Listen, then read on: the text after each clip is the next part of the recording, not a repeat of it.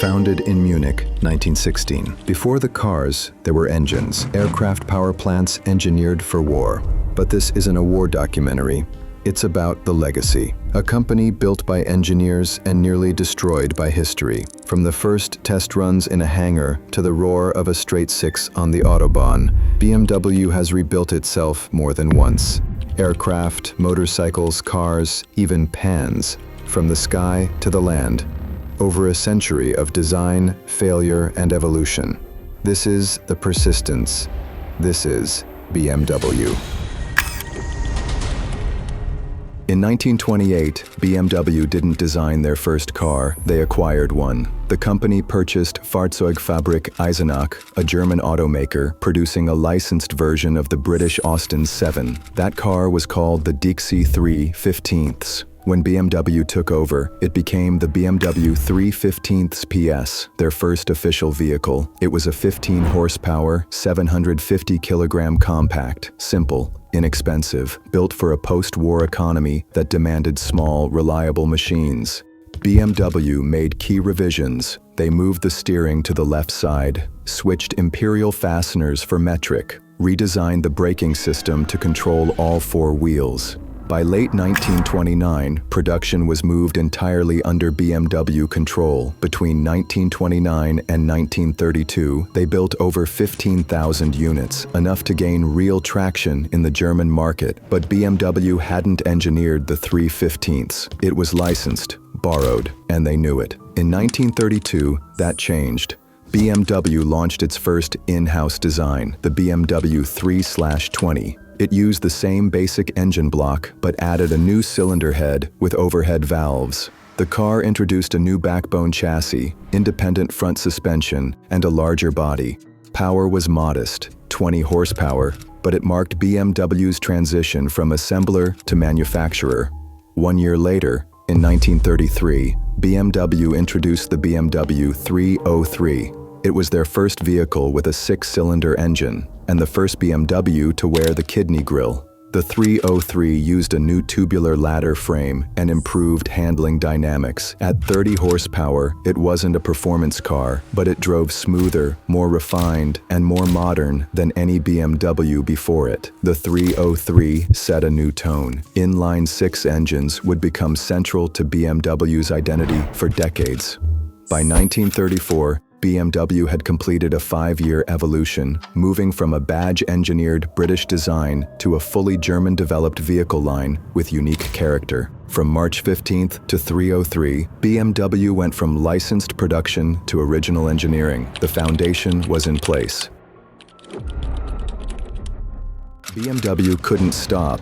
The German auto industry was evolving quickly, and survival meant adapting fast. From 1934 to 1936, BMW expanded its in-house lineup. The 309th, 315th, and 319th built directly on the 303's chassis. These models weren't revolutionary, but they refined what BMW had started: inline-6 power, compact bodies, and balanced driving dynamics. Then came the 326th. Released in 1936, it was BMW's first mid-size sedan. It featured hydraulic brakes, rear-hinged suicide doors, and a more elegant, fully enclosed body. It was heavier, but smoother, more mature.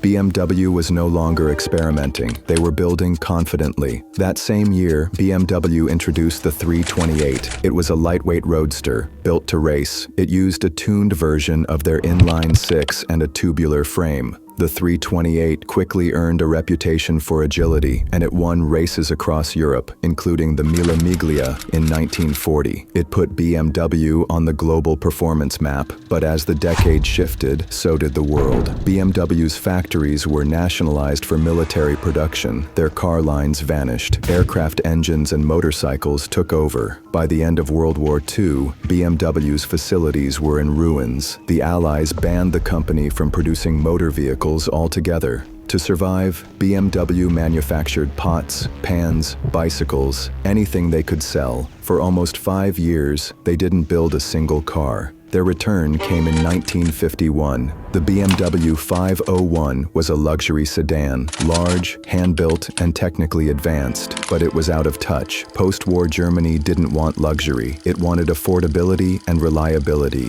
The 501 was elegant but expensive. Sales were weak. In response, BMW pivoted again. They licensed the Italian Isetta microcar, a bubble-shaped, front-opening two-seater with a 250cc engine. It was barely a car, but it was exactly what the public needed. Cheap, efficient mobility. By 1958, the Isetta and its successors were BMW's main source of income, but it wasn't enough. Debts mounted. Shareholders debated selling the company to Daimler-Benz. BMW needed a breakthrough. That came in 1962 with the Neue Klasse.